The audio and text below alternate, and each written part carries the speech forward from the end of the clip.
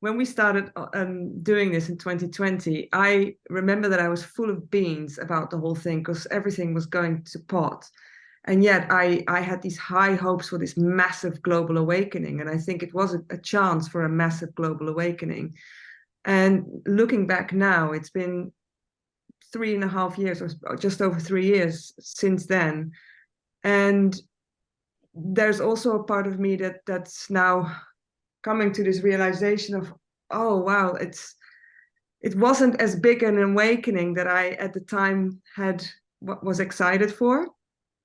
And I feel like I've changed quite a lot in that time. I feel like there's a certain naivety that I had around how it was going to be that has kind of gone, and I feel like I'm a little bit more raw about the whole thing, and especially seeing what's happening just simply on day-to-day basis when you walk down the streets.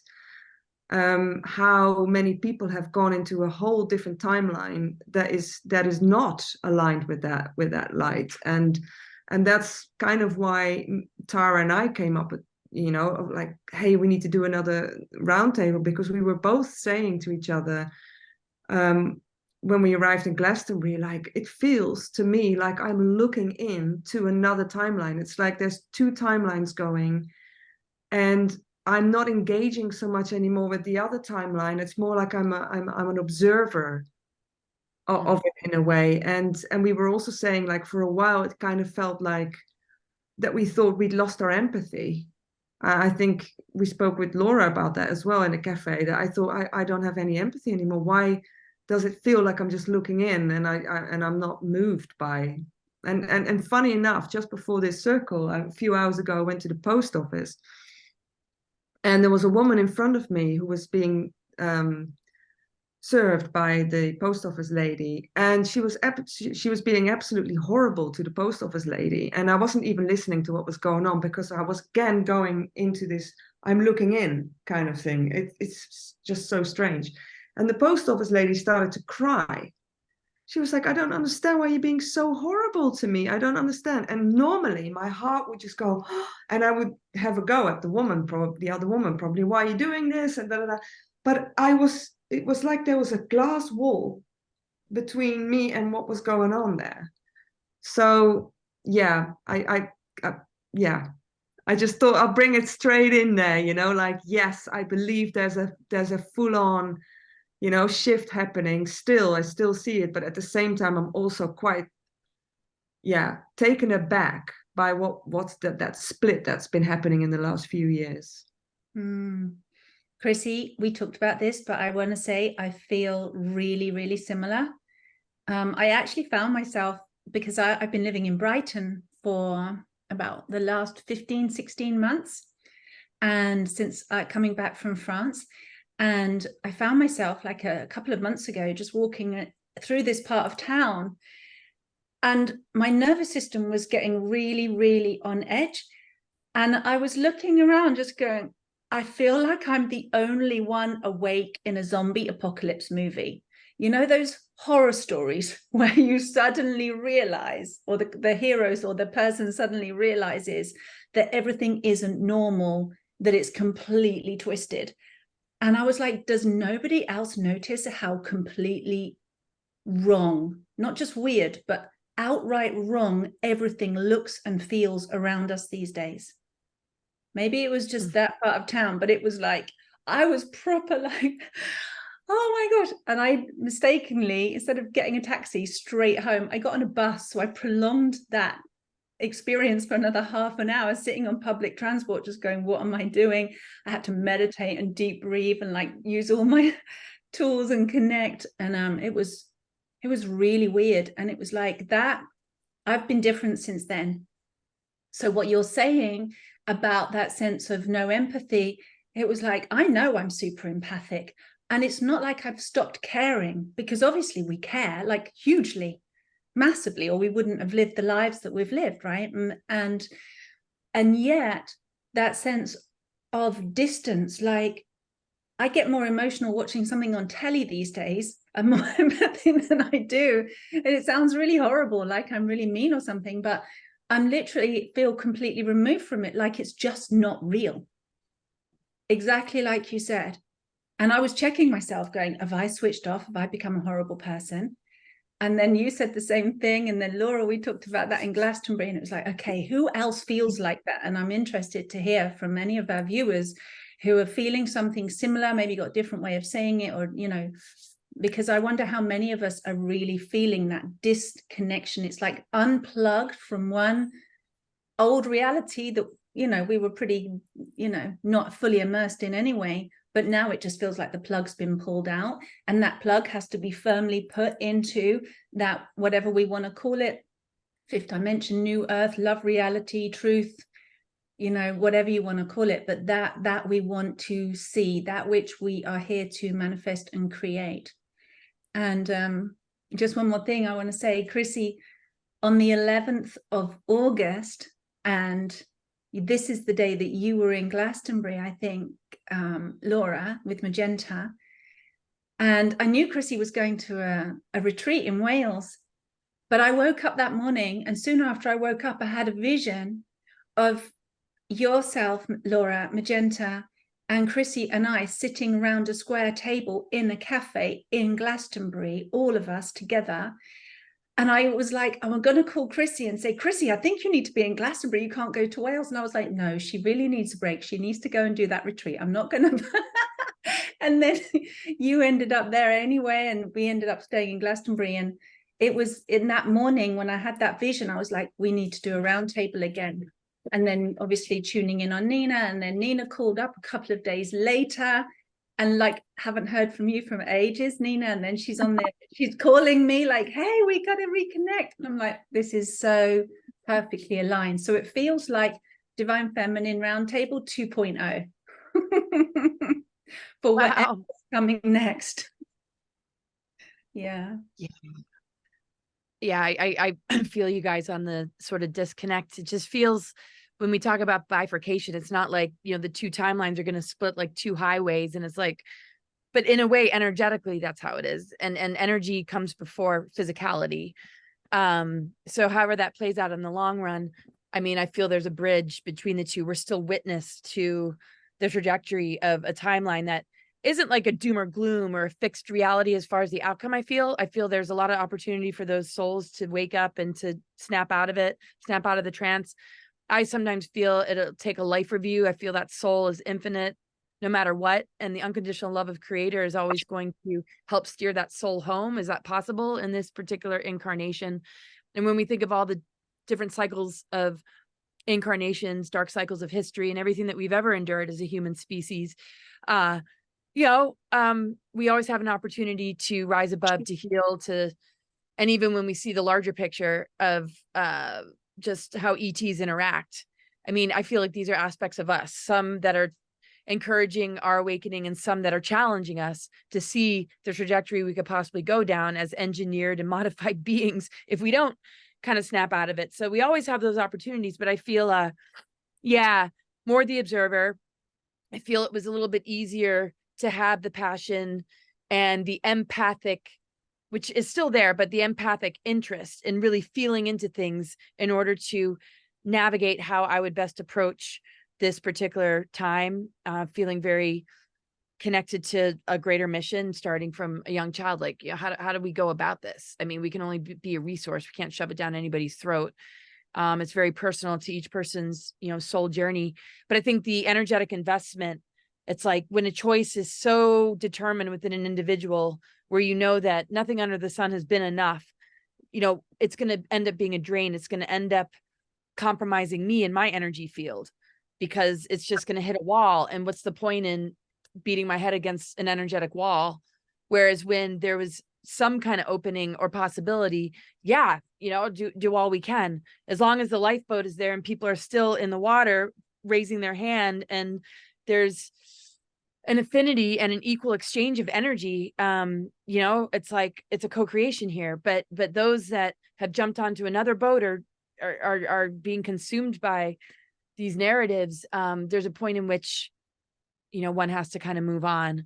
And it's not like I'm giving up on anybody. In the larger picture, I know everyone's going to be all right. But it's the investment on an energetic level that I've had to check myself in even before it got this bad.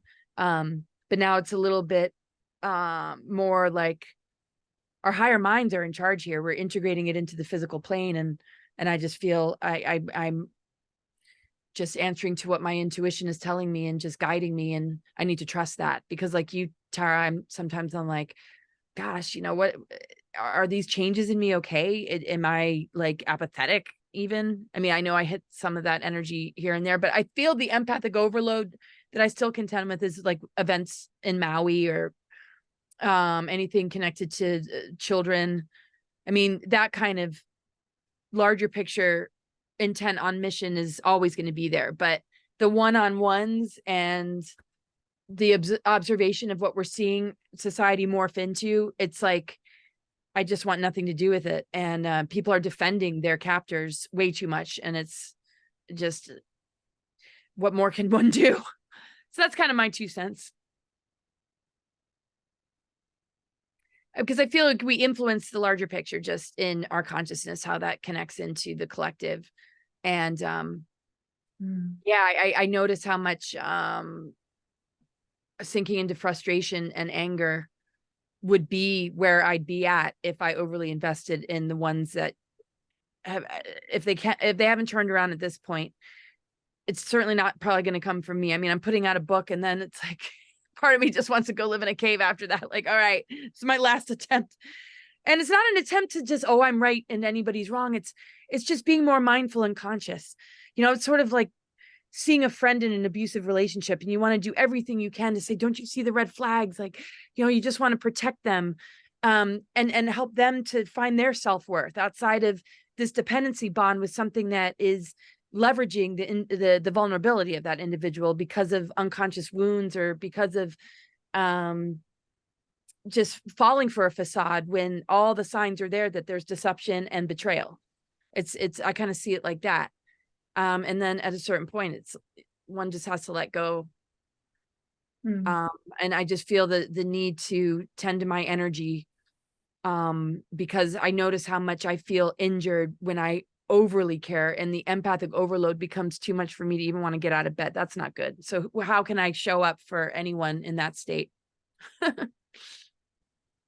Totally, Laura. And I think that's leading by example as well. Like, we have to, you know, our own oxygen mask, then others, and actually getting ourselves really in integrity is super important. And I just want to recap, because well, you said a lot of amazing things there, but one of them, you said that everything that we see is us.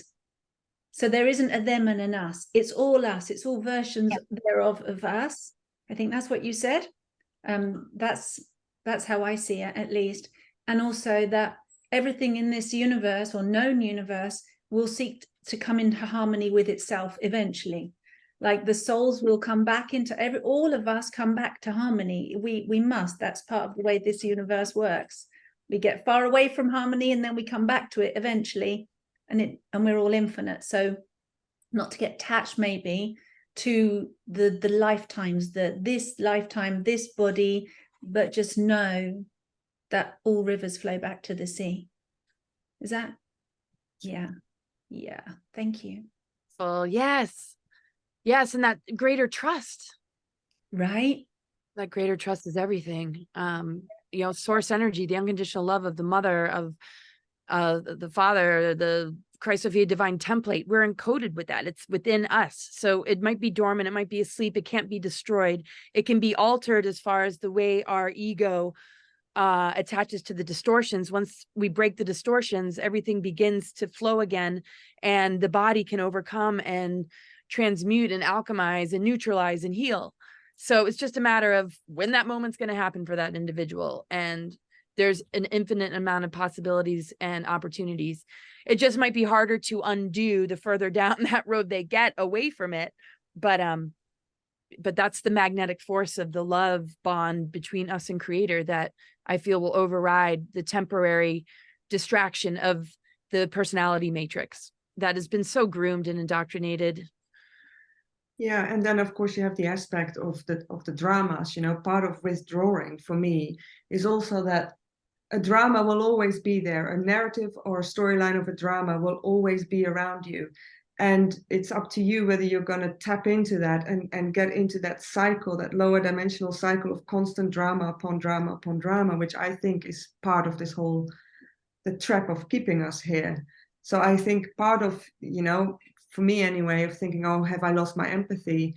You know, you can't lose it, because it's when you have consciousness and you are a conscious being, of course, you feel connected to everything. So, but it's also for me choosing not to engage in loads of dramas, and they always tempt you, don't they? They always come in where you least expect it. It can be work related or relationships or whatever. And you know, I find personally myself now, for instance, I'm for the first time in my life in a stable relationship, and I can see old patterns sometimes coming up where I go, yeah, but you know, that first impulsive thing that you want to do. And I've been really looking into it, especially because my partner it's not, you know, he's not interested in entering into that space. And in the beginning I was like, but we have to sort this out and it has to be. And then I realized, no, it's just tapping in on another drama, a storyline that's already been played out many, many times. And I've realized I don't have to do that. I don't have to always be processing stuff. You know, I think that's part of the lie. Yeah. You know, it's like there's always something to process. And yeah, you recognize that then, Nina. I super recognize that. I everything that you guys, sorry, finish, and then I'll jump in. You finished? I can jump in. Okay. I really recognize that, because it really is all an illusion. This is the place that I've been sitting in more and more. And we really have a choice what we participate in and what we don't participate in. And what I've been looking at, you know, in my own vulnerability, is that place where that Sophia mother archetype is so strong in me, where I was being like, sort of like really wanting certain souls, come on, you know, being the mom and taking on way too much than I should be taking on. And she literally came in just like a few, right during the Lionsgate, was like right after that. And she was like, let me just remind you of something. I am the divine mother, not you. You're a part of me, but it's not you, it's me. And if you step out, because this is the other thing that I've realized, is that some of us that are such strong pillars of embodied light, our presence around other people, they can kind of hide behind that. I don't know if anybody else has realized that, but this has been my big aha. So whether it's in a relationship or friendships, you may be the person that they kind of just keep coming to, or that without realizing it, you're carrying their load without even realizing it. I've been personally becoming aware of, like, it's not just empathing physically, but empathing streams of consciousness. Because when we are such an interconnected being, sometimes it's hard to know, where do I begin and where do I end, because we're all in this together. And it's also at the same time, this is an aspect of the collective, me, that has forgotten it's a part of the collective that's playing out this drama. And the most loving thing I can do is say, I love you and I totally respect your choice, and I'm going to step out because I'm being called to play out, right? Stay in my lane. So I feel like right now, one of the most important things is to stay in our own lane. And the other kind of big, strong realization I've been having is, I was in a Walmart, and kind of what you guys were talking about, it was surrounded by people and energies that I was just like, oh, you know, it was like, get your juicy juice here. And the energies and the vibrations were so chaotic. And the Divine Mother spoke to me as I was standing in there, and she said, these are all my children. And you're not here to empath what they're feeling and let it overlay what you feel within me. You're here to hold the resonance of God realization that they all eventually will come into.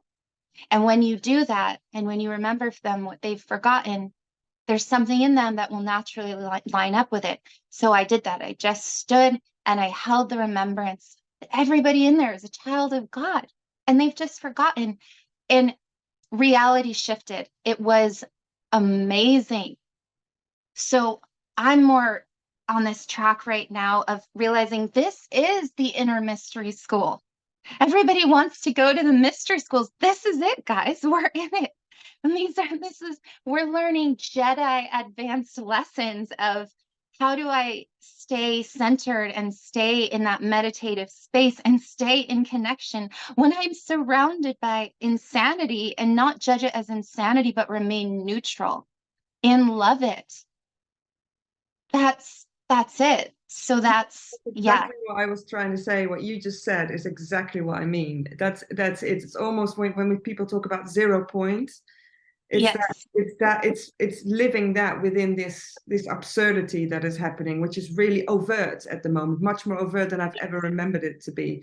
But yes, yeah. Sorry if I interrupted you there, but I just... No, I'm laughing because then there's the Buddha behind the curtain laughing, going, aren't we hysterical that we designed this for ourselves to have some of the biggest lessons in ascension, and to have this biggest, like, wow, well, that I got past that lesson. So let's see how extreme we can get here, because there truly are some there's a group of souls that signed up for some very high Christ Sophia types of lessons. And so we are living those out. You know, we've sort of like put ourselves on the cross, so to speak, to resurrect every single moment.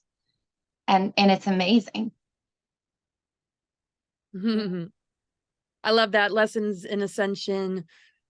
You know, one can have a great understanding, but where is the density weighing one down? Even if one is awake, it's like, where is the heaviness like taking on too much? I mean, where is it too much? Yeah. I mean, that neutrality is everything. If that's what we're getting into, it's sort of like so-called awake people who are getting into the divide and conquer and not realizing that they haven't fully arrived in what a higher dimensional earth looks like, as far as integration of polarity, more neutrality, not engaging in the battlefield, coming from negative ego, coming from just a place of wanting to elevate the self at the expense of others. I mean, there's just so much that one can be awakened to, but how much is it embodied as a energy? And how you can, you know, lead by example by elevating yourself to the next level of unity consciousness, sacred union, and embodiment, because we're sorting through the information. That's been a huge prerequisite of navigating the lies, the deceptions, the distortions, the programs, the social engineering, the ancestral patterns, rewritten history, the stuff that we weren't exposed to, that we're like remembering as far as our galactic history and who we are capable of becoming based in what's been dormant, what's been scrambled, what's been unplugged, how the planetary grid network has been affected. Okay, so now we can sort of go from there. And I feel it's a lot less about the information. And now it's like, okay, we've got enough to go on. Let's be embodied now. We know that this is what's been targeted. So in the light of that, how can we protect this sacred space, knowing how vulnerable it is to psychic warfare or spiritual warfare or targeting or attacks or archonic forces wanting us to be in a trauma loop, or how that might be targeting our friendships and relationships and partnerships. You know, can we build that extra muscle? Can we work on what needs to be worked on to strengthen ourselves in light of that and become that override frequency? That to me is the ultimate challenge that we're all up against. Yeah, and it's an ultimate challenge, and at the same time, it's also the most simple thing I've ever seen in my entire existence. I know. The unraveling is literally coming back to the simplicity, and it is childlike simple, and it's us who have made it into this big mission. Even the whole idea of learning lessons, it's, to me, it almost feels like that word is almost not fitting anymore. It's almost like, no, you are all of it already. It's indeed just becoming conscious the whole time, just becoming conscious. That is the learning of the lessons, is becoming the conscious, and then moving into a much more simple state. Oh yeah. Yeah, I think, just even the word mission is, it's like maybe bulldozing through the heaviness of it all, the lies, and or just feeling, yeah, you're not going to fall prey to being anything but yourself. But that's, maybe something that we place upon ourselves. I mean, I have a mission to stay true to myself and be a resource, for others as far as what I've learned along the way. But it really is the only way we can win any kind of war is within the self, because it's a war on consciousness. It's a war on belief systems. It's a war on our capacity to move beyond the gatekeepers and the frequency fences. But yeah, it's like some of those words are, it's just, it's all so simple. It really is. And Love. Is there a place in consciousness where there is no war? Because even that I find was like quite stressful, and it's a drama. And it may be true in the duality realm of things. It is true.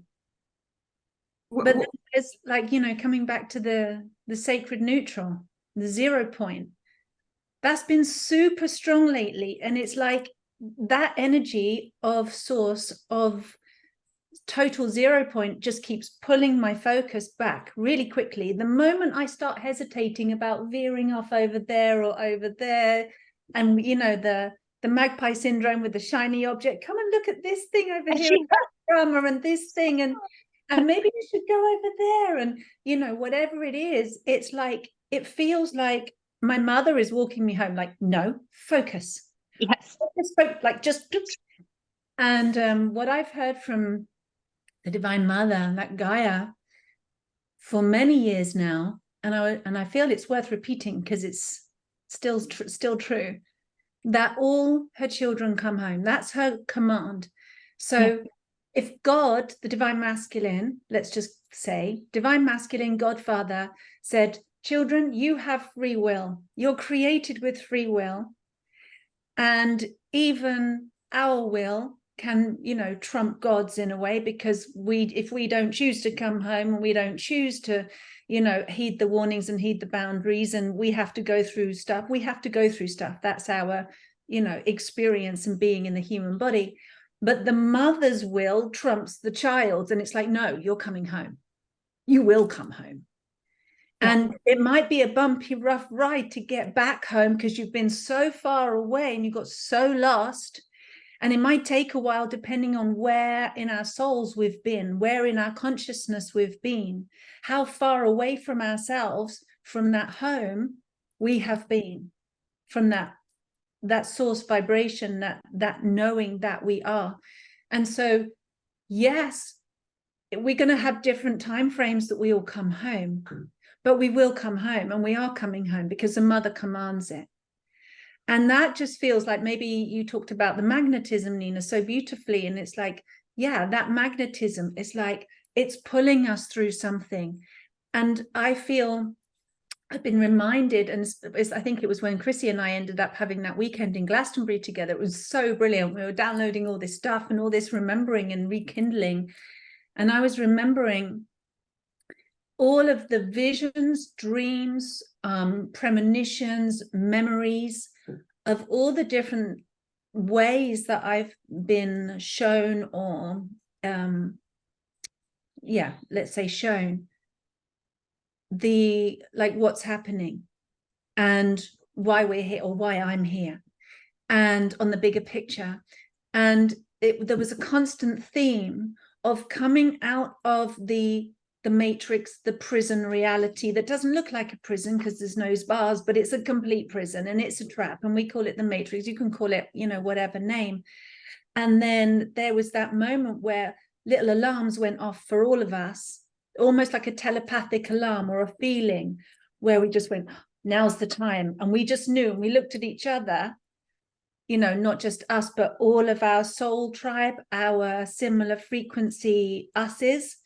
And there was just a collective knowing. It was like something switched, and we went, okay, it's time to get out of this now. And we have to peel back this piece of scenery that looks like a real piece of scenery. It looks like the real world, but actually it's a curtain, just like what's it called? The Truman Show, when he walks through the door. But mine were veils and all kinds of, you know, scenery backdrops and interesting things in all my dreams and visions and memories. And it's like that moment where you pull back the curtain and you go behind the curtain and everyone's going through, and then we close the curtain, and then that's it. We're actually in a different experience, different version of reality, different timeline, whatever, you know. Some people, I don't know if everybody can relate to timelines and dimensions and things like that, but a different experience where it's not like it's not happening, but it's like that sense of separation from it. Yeah, it's like, Nina, you say realizing it's all an illusion. David Icke always says to realize it's all bollocks, and you know, he says it the way he says it. But I think that's quite an important aspect of, you know, what you say, that veil, just moving that curtain to the side. I have a question for you, something that I'm wondering, is that I find that since people have been jabbed, can we say that?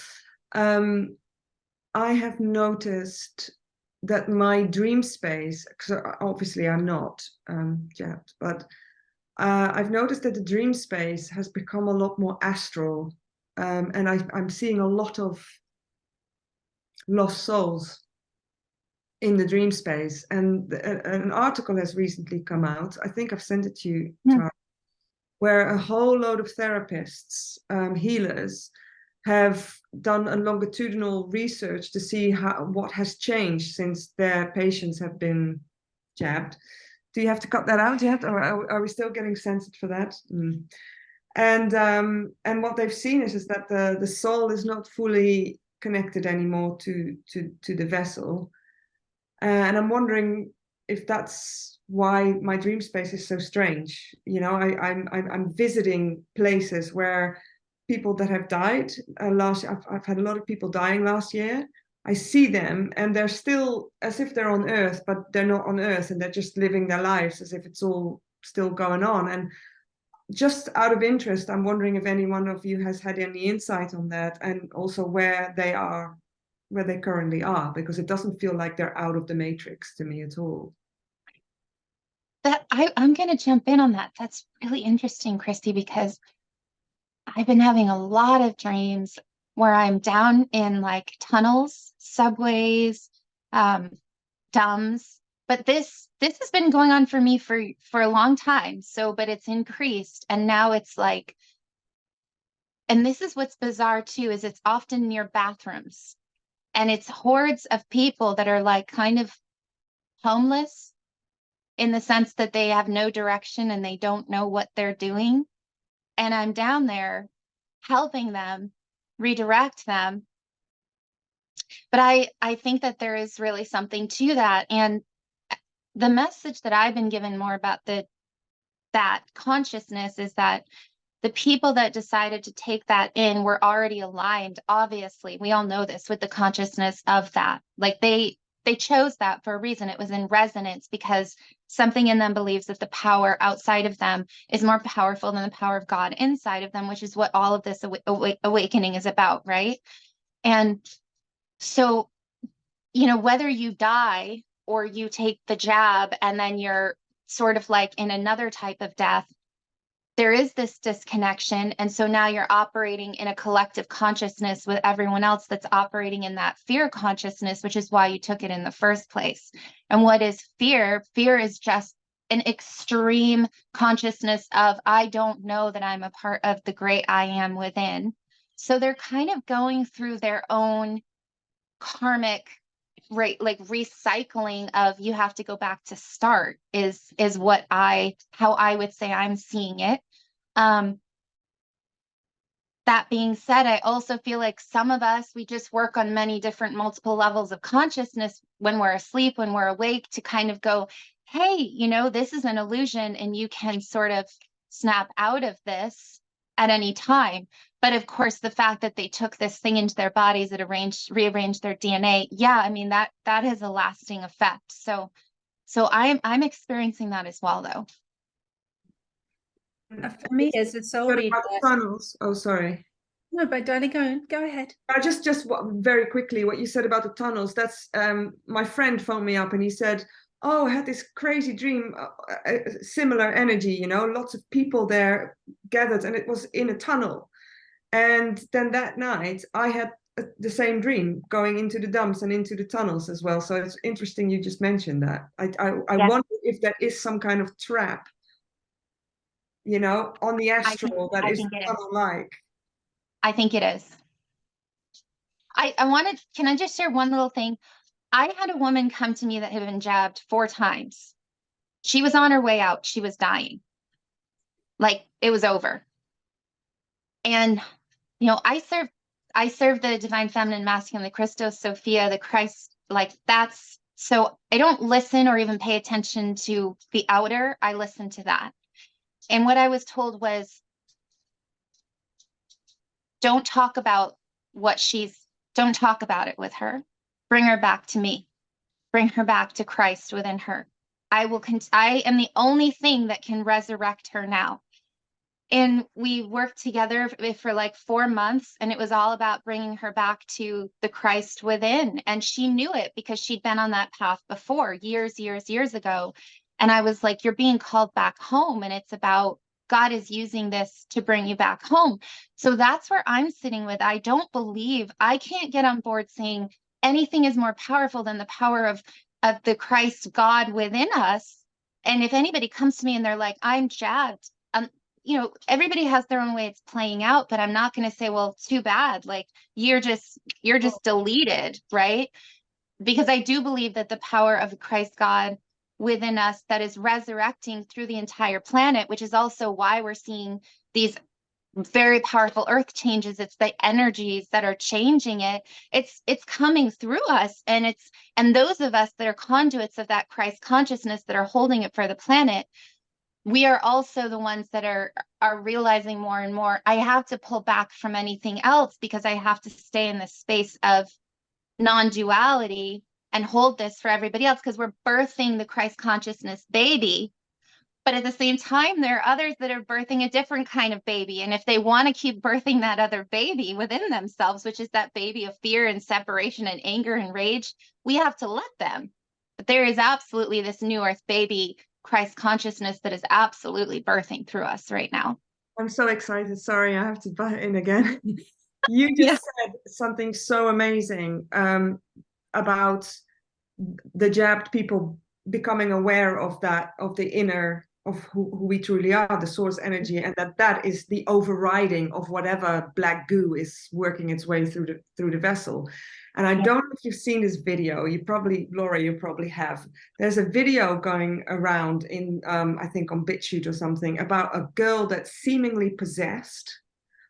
And there's a priest with her trying to exorcise whatever demon is in her. And he's asking her questions about the jab.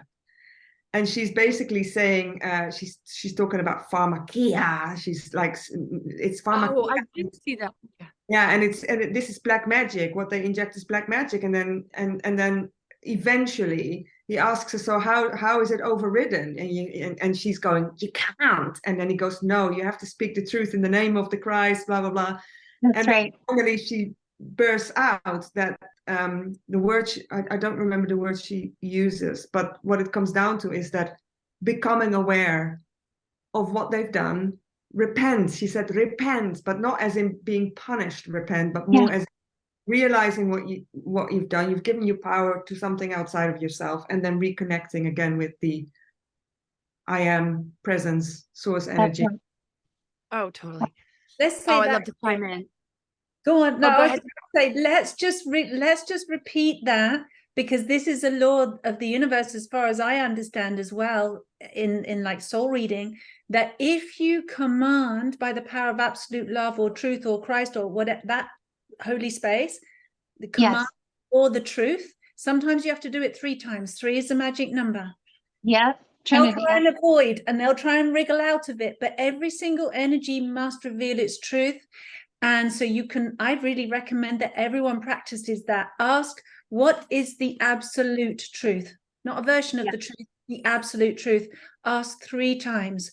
And if you're in any doubt, keep asking, what is the truth? and it will be revealed. Thank you. I wanted to make sure everybody got that message. Well done, Chrissy, for saying it. Yeah, so I just wanted to add, I mean, everything is about belief. I mean, some people have a lot of confidence in that decision. Like, okay, I'm safe now, even though they realize that they're not. So that seems to be a quick fix for the fear that was generated. Okay, look at what they've provided for us, and this is the answer.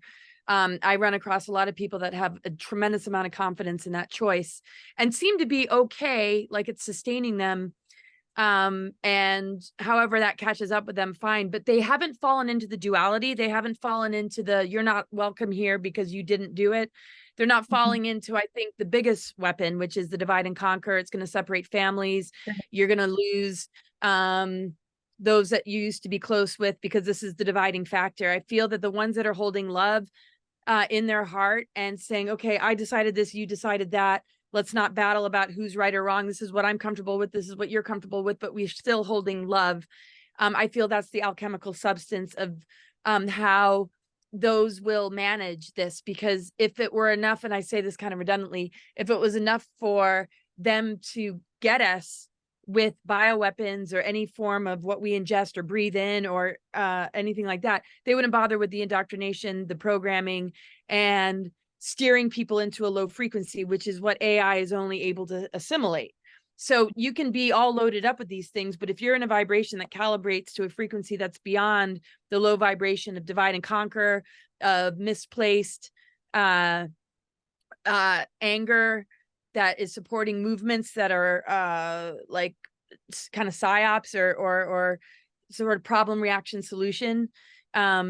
If you are, free of that, or you felt like you didn't have a choice, but you're still in a frequency of love and needing to accept that, feeling like you didn't have any choice, I feel the bioweapon alone is not enough. The belief systems, the indoctrination, and the low energy, the two go hand in hand. So I feel like the weapon is just a mechanism in order to keep a person hooked in. But once you unhook yourself and you can change your, frequency beyond it, a spiritualized body will recognize what's foreign and begin to change that frequency. Because if you look at what these things are made of, and what is streaming through to keep a person dependent on a vampiric system that relies on this to harvest energy, once you break that bond, I feel just like the MK Ultra people who have overcome the trauma-based mind control and being programmed to play a certain role for the dark side. Once they snap free of it,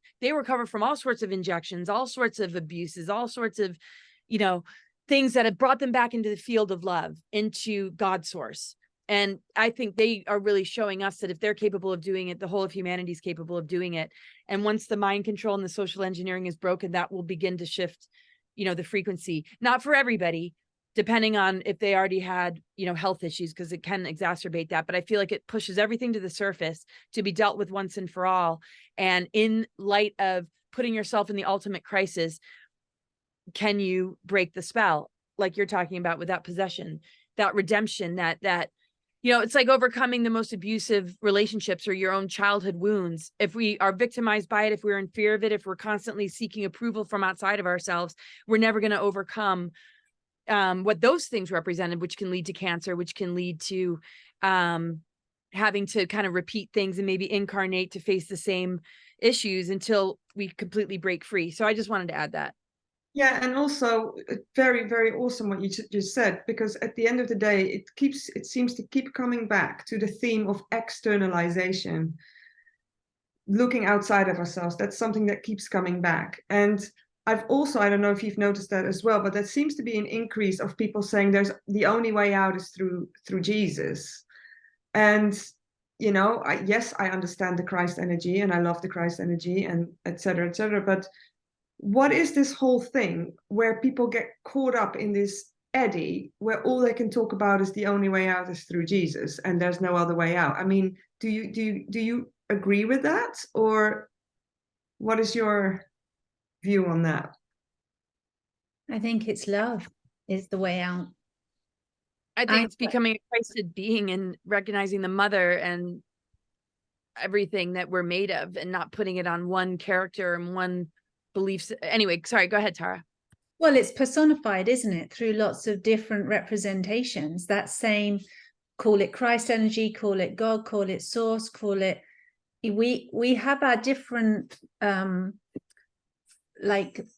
nuances of it almost, and different personifications and identities. But at the end of the day, it's not something we can conceptualize or name, and we all know that. It's simply an isness, it's a feeling, it's a total connectedness and absoluteness and knowing that you can almost like not articulate. And so when we do refer to it as a name, and I know we have to name things, but it's like even that, to come back and just feel it, right? It's that feeling, it's that knowing, and nobody can take that away from anybody. That is always there, no matter how far away. Like you said, innocence can't be destroyed. The inner child, that childlike quality, that divinity, that love, that absolute unconditional love, that's the name that I call it, is always going to be there no matter what. And I was going to say before, like the way that I see people's energies is most people's spirits are not inhabiting, that they're not in their bodies anyway. Already people were like that. It's like a helium balloon with their spirit up there somewhere, vaguely attached into the body, so that there's only just about here. And the whole thing, we've talked about this before, is that embodiment. And Laura, you were talking about it, like clearing the way, clearing all the junk out, so that we inhabit ourselves again. We fully occupy ourselves, our spiritual body, our emotional, physical, mental bodies, that we receive that gift that we've been given. And the way to dispel the illusion and undo that conditioning and break the chains, and the whole thing, for me, my experience repeats consistently that it is absolute unconditional love. And that's why I bang on about self-love so much, because it's like any wounding inside of ourselves, any hurt, any betrayal, anything where we're in dissonance or in denial, we can bring consciousness to that by choice. We can bring love to that by choice. And that's an incredible power that every single human being has, no matter what's happened.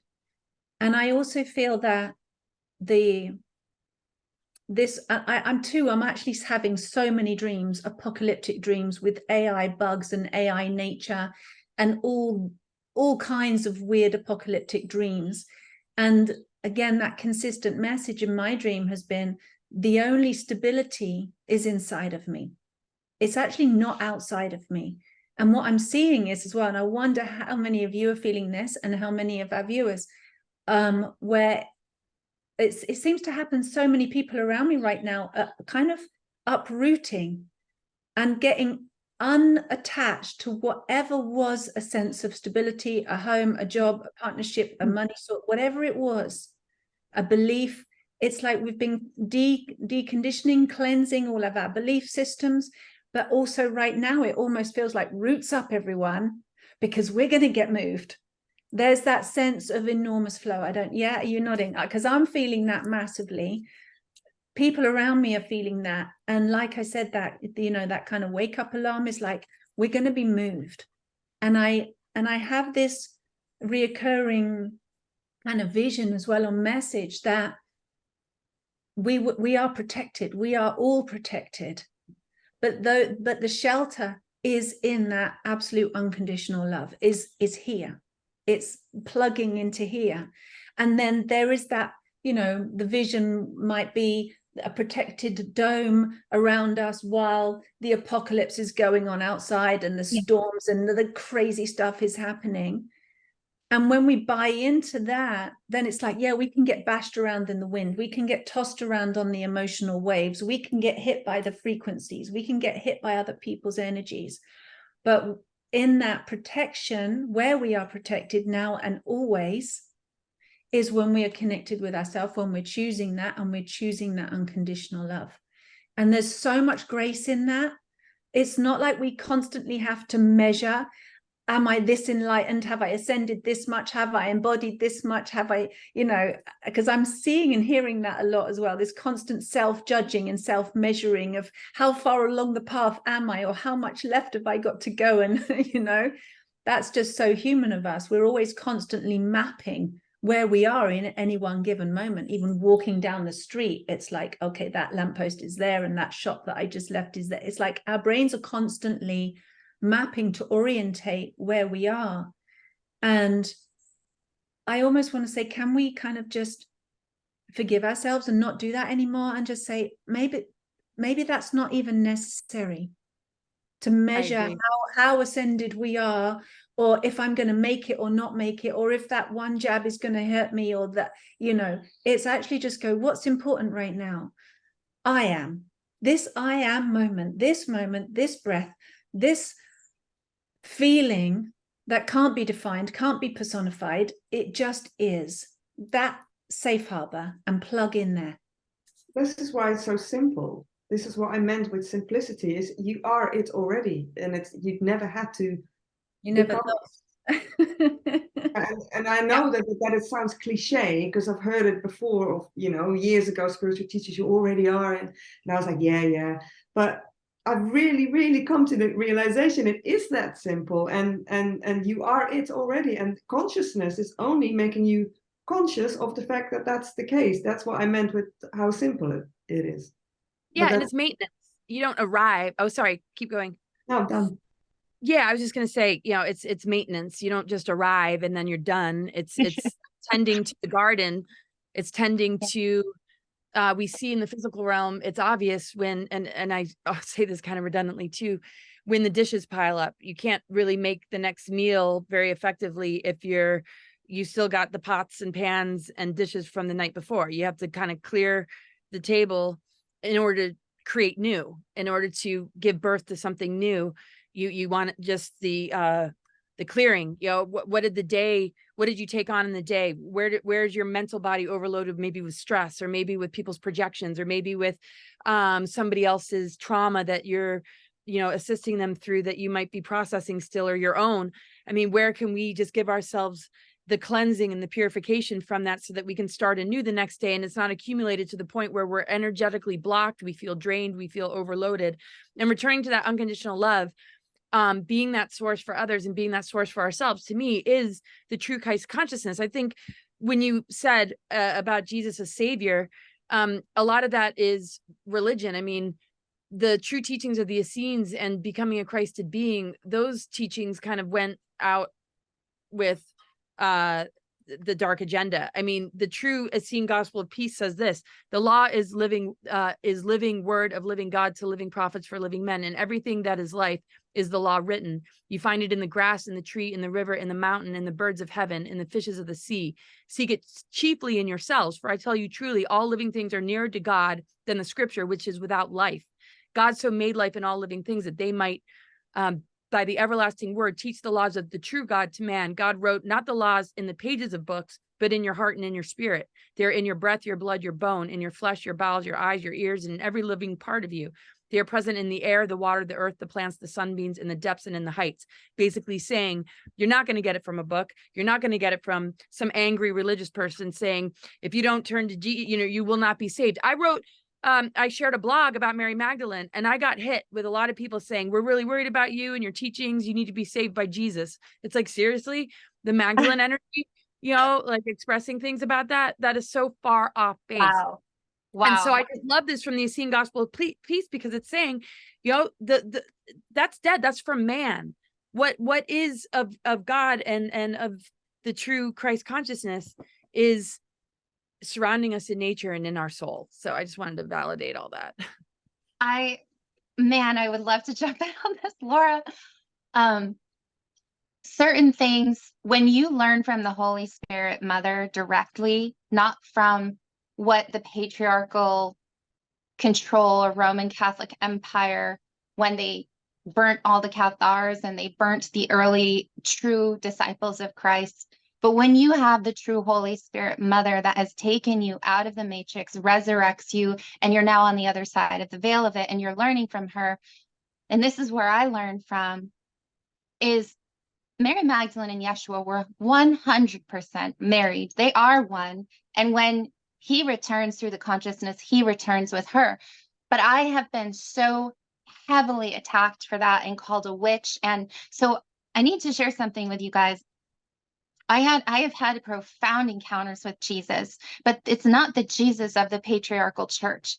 But because I was seeking community, I ended up going that direction. And I did because God sent me there for a reason. So recently was just like went into like a lot of some of the very like heavy prophetic deliverance churches in California, only to find out that there's African voodoo going on there. It's not real. These are false wonders and miracles. These are false deliverances. And so we're really in this time of extreme discernment right now of sorting out which Jesus are you talking about? Because when someone says, right, repent or you're going to hell consciousness, there's a lot of people walking around in hell consciousness right now. But the divine Sophia mother, which was originally Ruach, and I would urge people to read Neil Douglas Klotz's The Aramaic Teachings of Jesus and to learn the original Aramaic translations, because to learn the secret gospels, like the Gospel of Thomas and the Gospel of Magdalene, the Gospel of Philip, because the truth is really there for those that are being led to find it. But Yeshua taught in frequency, sound, vibration, and consciousness. And the idea that we must be born again is essentially, he tore the veil.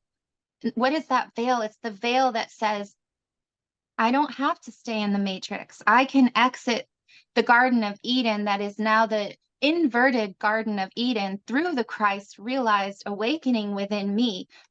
That's where we become born again through the Spirit of the Christ. And we're birthing this new earth consciousness. And we're sitting on the other side in the Garden of Eden, back to the beginning. This is how I personally feel. This is how I see it. And I feel like when we enter that place, we understand the kingdom is within. We're living from that place. We're not living believing there's any power outside of us that's more powerful than the power of the kingdom queendom within.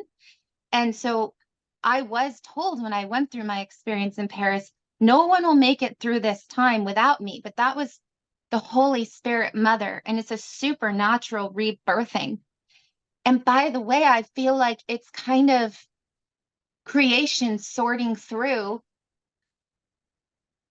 what is essentially going to be deleted and what is not. And I'm sorry to say that, but I am seeing that is what's happening. There's certain levels of consciousnesses that creation will not support anymore on this planet. So either you're going to get with the program, or you're going to get, hard, like, come on. And then if it's still no, I want to serve myself, you're not going to be able to be here anymore. I'm actually witnessing that personally around me. Yeah. I don't know, Laura, does that resonate with what you shared? Absolutely. Oh yeah. Really, I love what you shared. And yeah, I mean, there's so much peace that comes with it, and truth doesn't need to defend itself. Truth isn't, I feel a lot of people have a deep insecurity about their belief systems, that they fight harder for it because they have a deep down discomfort in a distortion that they can't really identify. And so they're likely to feel threatened by other people's awareness. They want to kind of go after it because deep down they're just really uncomfortable. Truth is accepting of diversity. It doesn't need to prove itself. It's just embodied. It's like in the knowingness. It feels confidence in what it's connected to, and appreciates that we all might have a unique way of expressing it for ourselves, and it's not threatened by it. And I feel that the ones that are really in the duality are unconsciously holding on to a lot of discomfort about the distortions they've bought into, and the body doesn't like it either. That's why the body responds with anxiety, unwellness, and we all experience that as humans. But is that helping us to get to know ourselves better? Is it helping us to dig deep into the root of it? Or are we giving our power away, hoping to just make it go away, when those are the initiations and the signals our bodies are giving us to wake up? It wouldn't hurt. It wouldn't show up as a discomfort unless we had something to learn from it. And it being masked with pharmaceuticals, it being masked with just diagnoses that people carry like it's their identity, when it's an initiation and a chance to actually grow and break patterns and get into your truth. So your body is like, wow, this is so comfortable, like the unconditional love.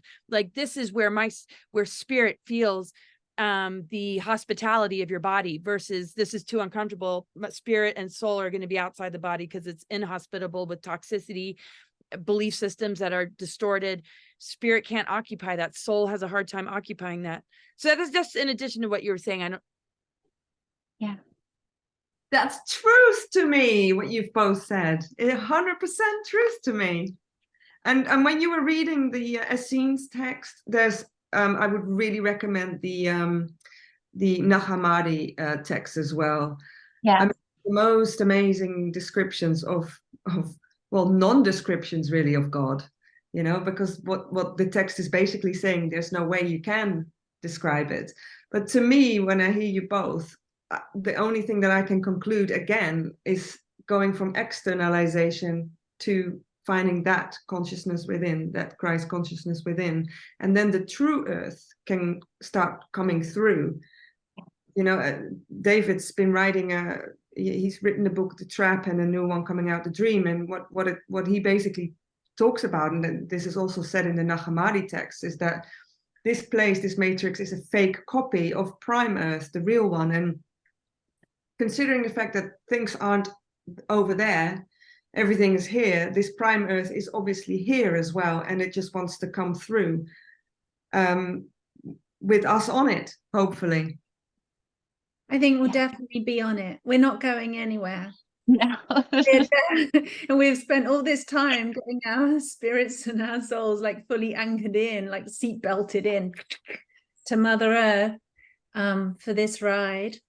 So I'm just aware of time, sisters. I know we could keep talking for days and days. There's so many topics to cover. Yeah, is there anything that, I mean, I almost ventured up into Atlantis then, and then talking into, you know, communities, all kinds of things, right? Maybe let's do that another time.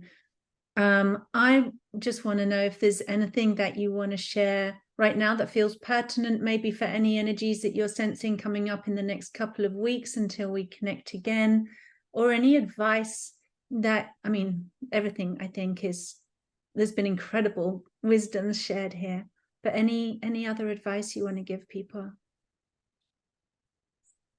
I would just say that I've been seeing some things that are coming, and those things from a duality standpoint could be judged as very scary.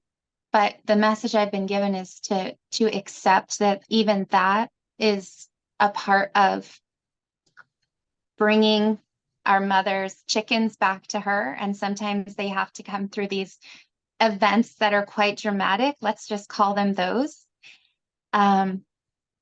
So, and then also what appears to maybe be another time out, but to start looking at everything as, okay, God, Mother, Father, our divine infinite light parents are in control all the time.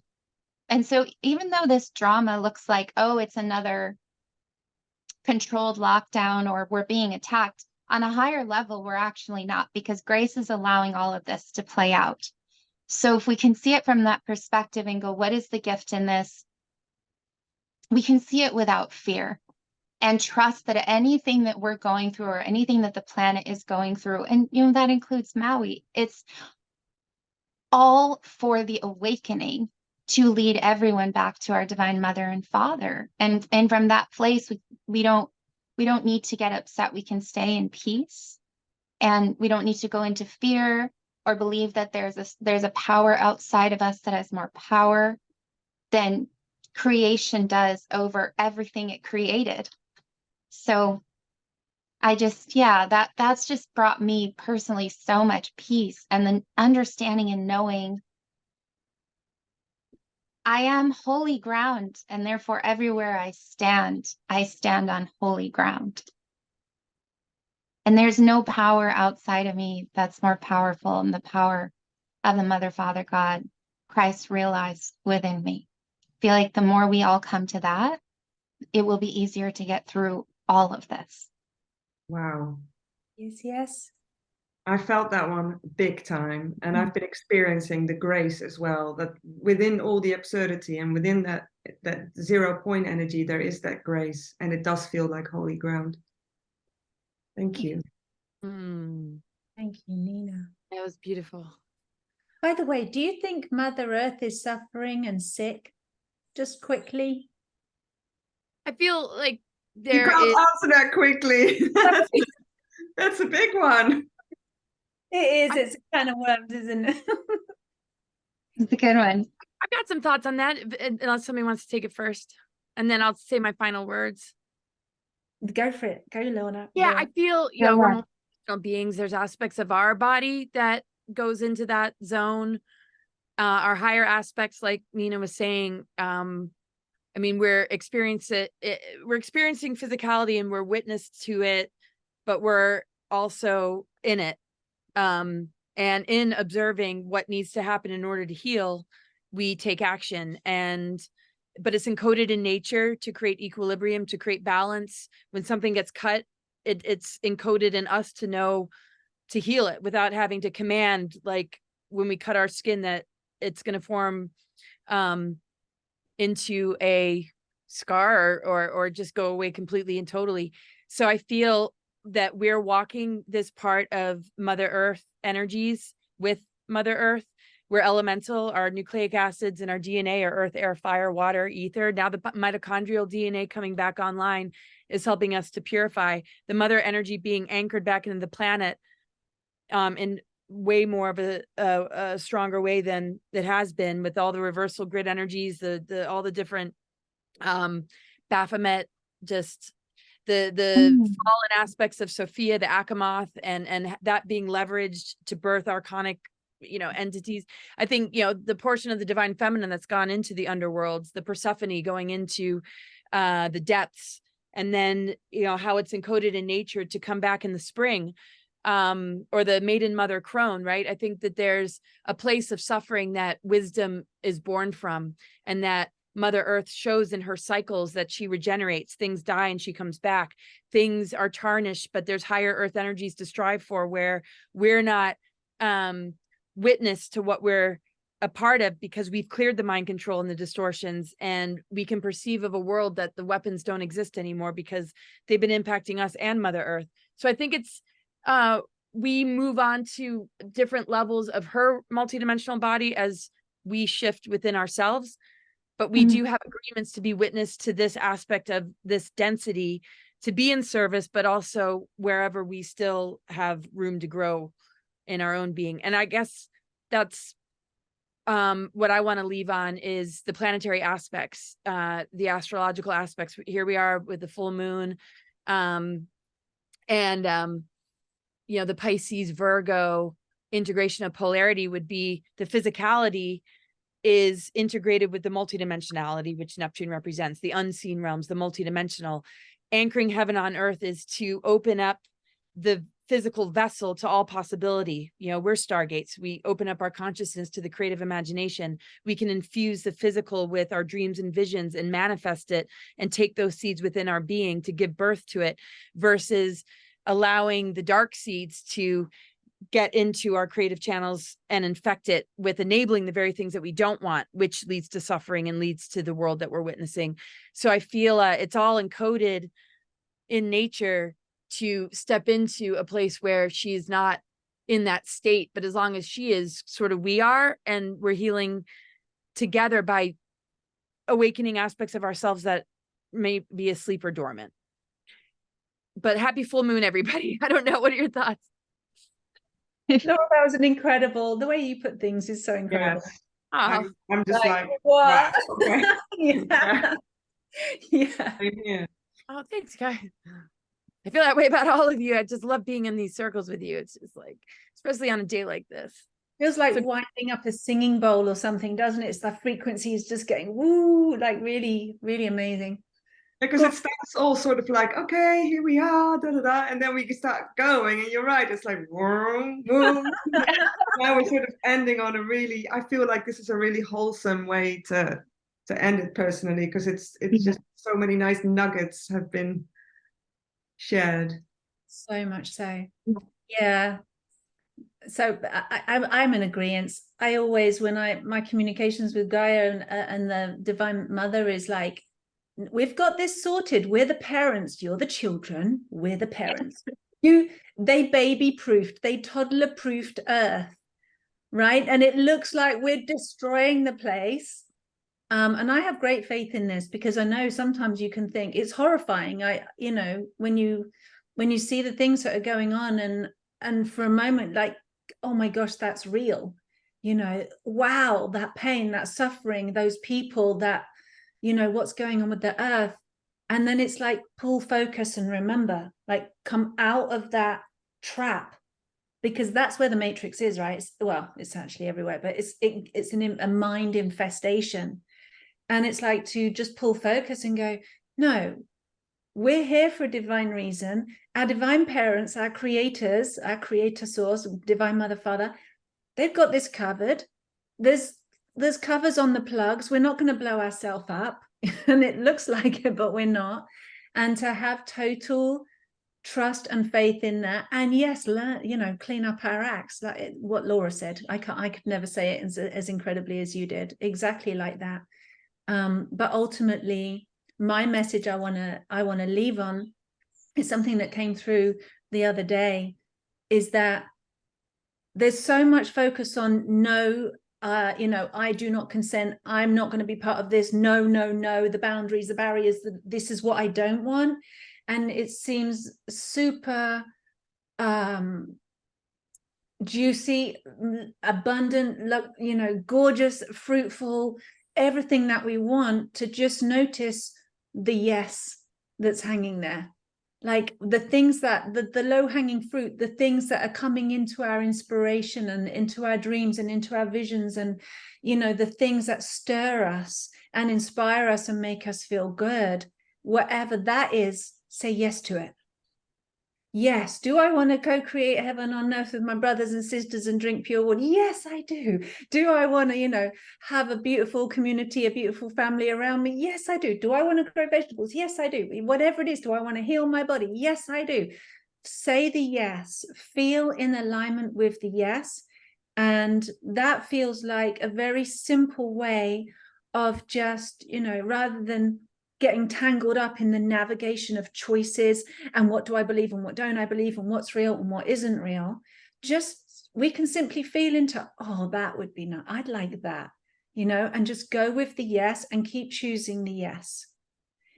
And that way you end up always being where you want to be, in a situation that you're saying yes to, with the people that you're saying yes to. And it feels so much easier to flow down that river than it does to resist and all of those other things.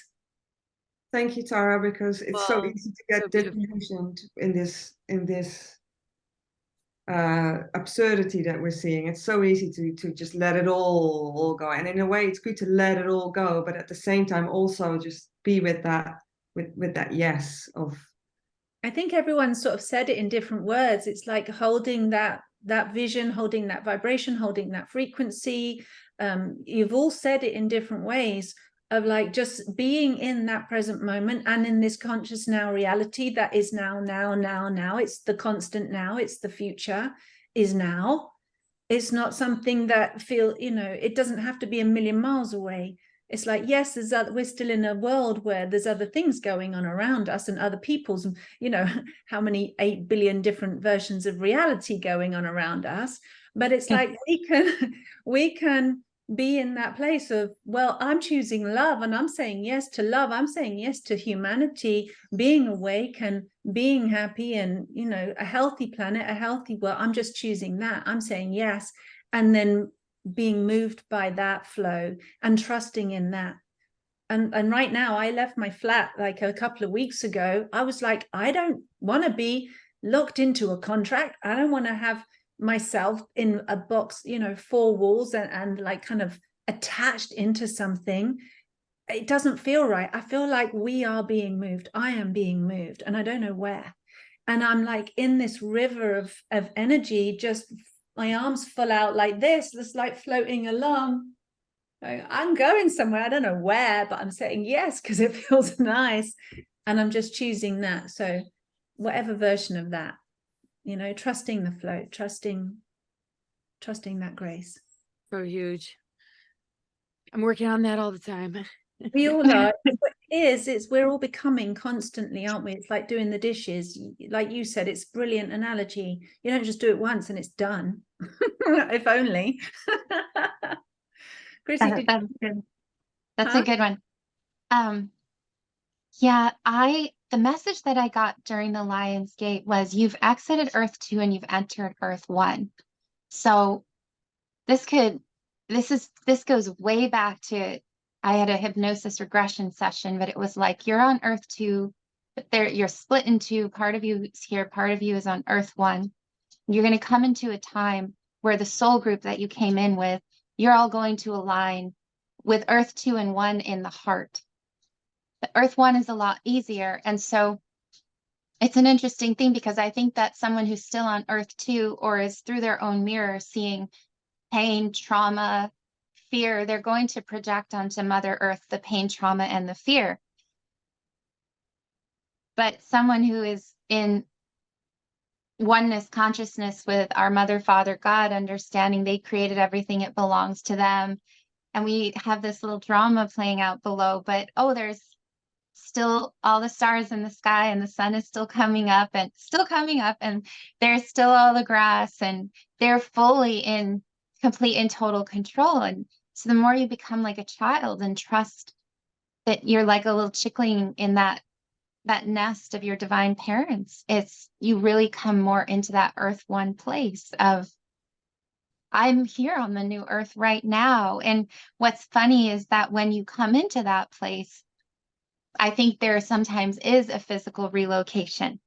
That's what I'm experiencing. It was like you're not in resonance anymore with the consciousness in this physical place on the planet, where everybody's really caught in, like, we're the light workers and we're going to destroy the darkness, because you're not operating there anymore. For you, you exited the battle, the warrior mentality. And now you've entered into Earth 1. So sometimes we do get relocated. So I think that I'm totally experiencing that, Tara, where it's like, you're being uprooted, darling, for me to relocate you to where the consciousness is operating more in the oneness consciousness on the planet right now. And I think that's just gorgeous. Expect me on your sofa very soon, Nina. Yes, absolutely. Or Laura. I'm preparing tea right now. Wow. Oh man, what an Christina? incredible time together. Gosh. Yeah.